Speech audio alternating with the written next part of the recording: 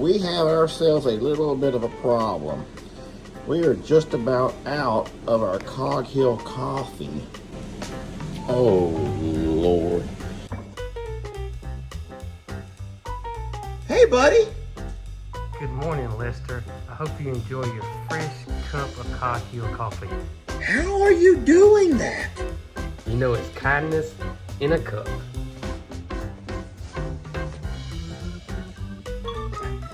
I feel kinder already.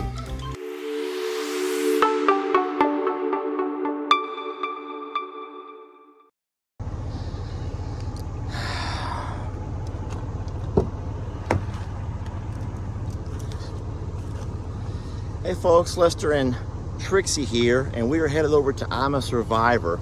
Today we're going to be working on some fencing.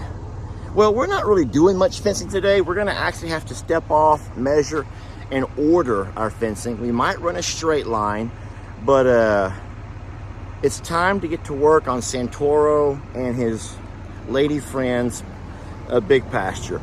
You know, right now they've been stuck in that little small 1 acre pasture. 1 acre for 3 cows, 3 large cows. It's not going to work, and so we have to get some things done, and that starts today. We're leaving early. It's already balmy hot. You can see you can just see it. I am wearing my drill sergeant hat, so I shouldn't take any crap from any of them Cornholios or them Nates or any of them other tough guys over there. Today, Lester will be in charge. You will do what I say. Nate, you need to shut your pie hole. Hey, Cornholio, hush it up. Yeah, that's what's going to happen. That's what's going to happen, and it's going to happen right now. Y'all, come on. We have an entire different look here at the mailbox. We had to take down all of the little cactusy things we had growing here. I should have made a before video. I just took a still shot picture, but I can't get this T-post. I have been struggling with this T-post for 2 days, and I know there's a T-post puller. I don't have one of those, but we had to take all of our little cactus down here at the mailbox.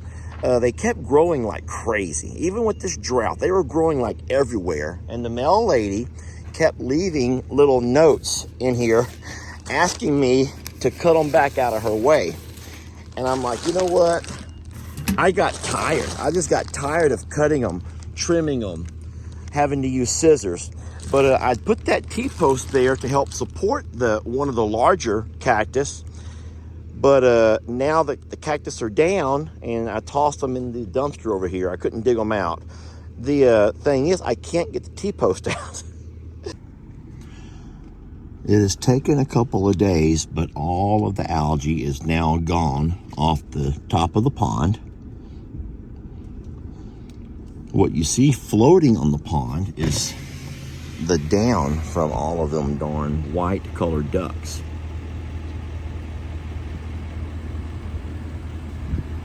That's kind of cute over here. I'm seeing Ringo sitting in the shade there, hanging out with Donkey Dan and Sweet Imogene.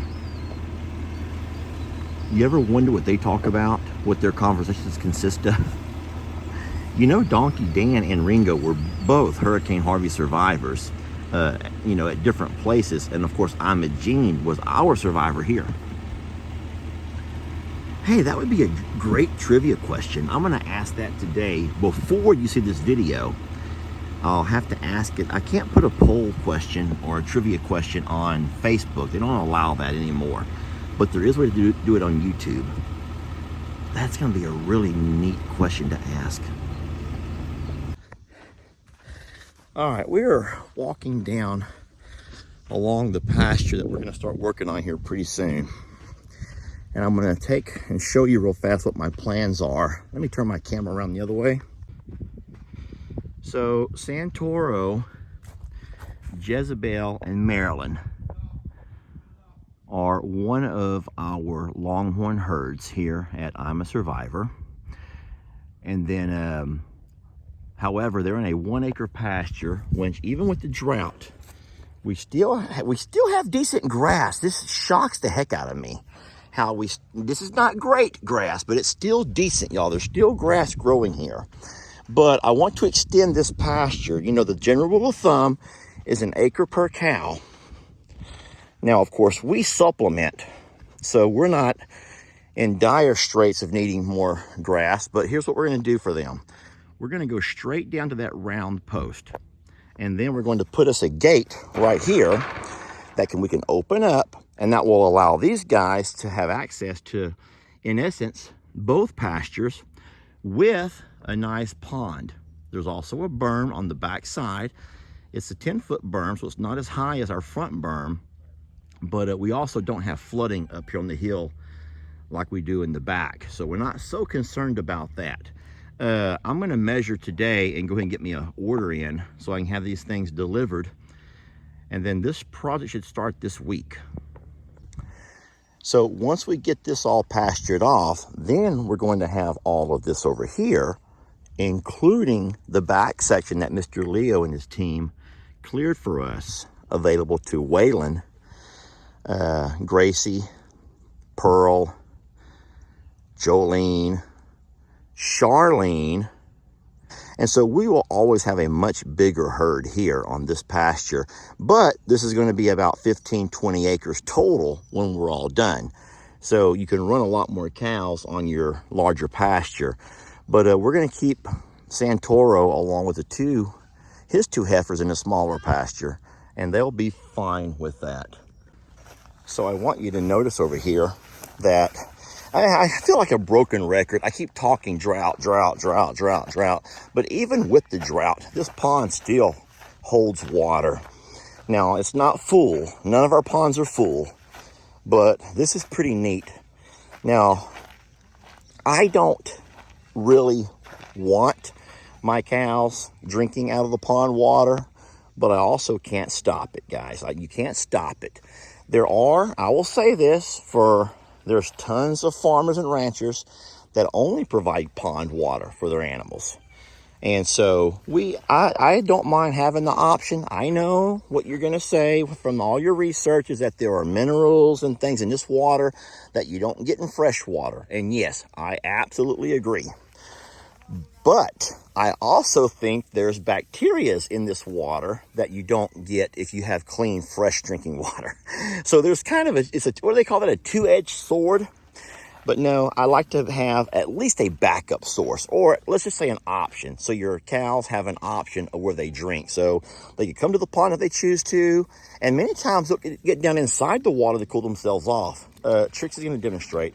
Thank you, Trixie, for your demonstration. She's going to show y'all how cows can get in the water and cool themselves off if they get too hot. Trixie, I think we get it, baby. I don't think people needed that kind of a demonstration. But I appreciate you doing that. You're always trying to help your dad in any way possible. And so Jake introduced us to the right kind of chemicals to use that are friendly to your animals, but they can kill all of that green stuff that grows across there if you know. And see, then she's going to show you how to dry off when you come out of the water. You don't just get in there and cool off. You come out and then you dry yourself off. Trixie, this is not about you. Baby, you're going to get all nasty in that mud. Sweetie, now you're going to get... Okay, she's not nasty. She's a good girl. Now, I want to show you, and I can do it from right here on top of this berm.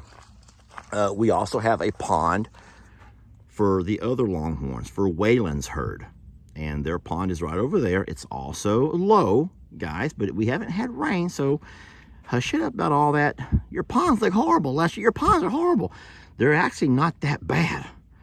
If you can see other ponds in the area, and, well, hey, how about the most disaster of a pond we have, and that would be the one at Longhorn Lester's, then you wouldn't be complaining about this pond at all. These ponds actually look really good. And we're pleased that they're holding water.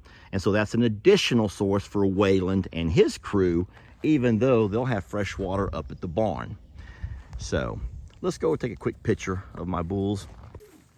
So we're still keeping an eye on Gracie, and I just told my neighbor here, I says, man, you're gonna look out here one day and see a calf hopping around because she is right there. Oh no, this is kind of scary. Hey, what's going on in the back of you? What is all of this? That looks like an abrasion of some sort. I don't know where that would have come from, but that doesn't look like, let me just say this in a nice way. That doesn't look like her cushion for pushing abrasion. I hope that y'all get what I mean by that. That's not just her cushion for pushing abrasion. That looks like something like a more, because I see scratches there too. Now, I'm sorry guys, I'm so sorry. You can't, baby, I can't focus with you putting them things. I am not gonna be your cushion for pushing. You need to stop it already. I'm not a cushion for your pushing, okay? Now stop that. Anyway, I'm gonna have to keep an eye on that. I'm trying to fight this over here with one hand, y'all. This is my bad shoulder, so bear with me. You're probably like, Lester, I'm tired of hearing about that bad shoulder. That's been way back when you hurt your shoulder. You should be healed by now. And for the most part it is, but there are still days when I have some pains. All right, baby. No cushion for pushing here, okay, sweetie? Okay, I'm gonna keep an eye on that because I don't see it on both sides. And so that kind of worries me. Oh, there we go. Well, okay, Lester was wrong. Lester was wrong. That's cushion for pushing. Okay, thank you. Waylon, really? Really, sir?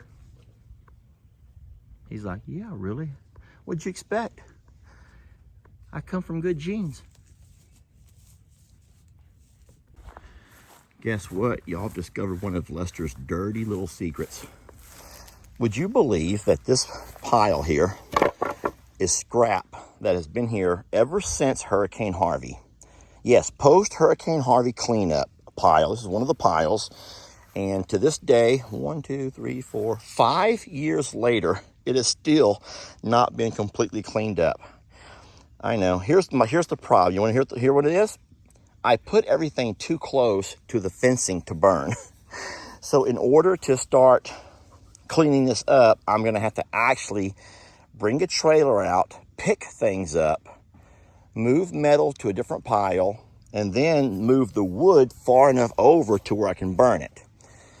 So that's a lot. What that means is a whole lot of work. Anyway, guess what? You've just discovered one of Lester's dirty little secrets. And hey, I know that every one of y'all have your own. I know you do, guys. Don't act like you don't have your own place. So here's Santoro and his ladies, and they seem to be very content there in the shade. They're not getting up and moving for anything, and I'm not going to make them.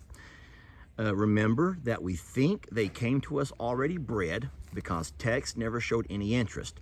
Now, when I say that Tex never showed any interest, I never saw him show interest in a lot of things. So there could have very well been some nighttime play that I was not familiar with. So here's what I'm watching, dates.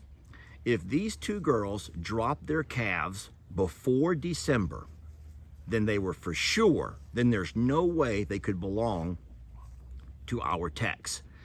That means they were bred when they came to us, and both of those calves will be weaned off of moms and go right back to the ranch we got them from. Okay, so that is the story of that. If those calves are born after December up until a certain date, then they would be calves that are sired by Tex. And then if they have calves born after a different date, then they would in fact be calves that were sired by Santoro. So it's a lot of math involved in this little herd over here. But I think it's look how close those two are.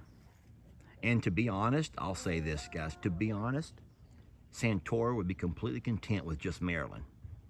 Jezebel is a prettier cow, in my opinion, as far as her hide and her horns and her face.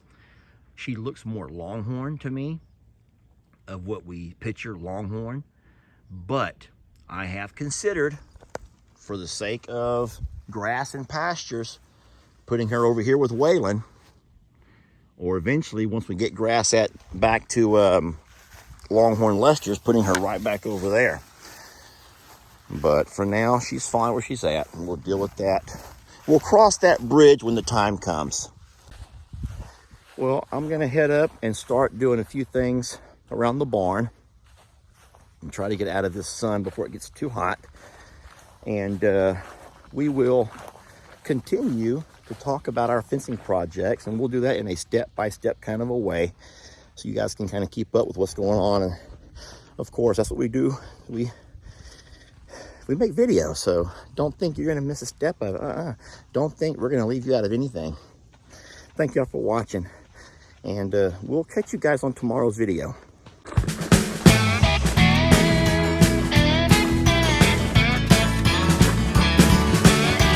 Don't let your troubles fester. Come watch Longhorn Lester. Yeah, something like that.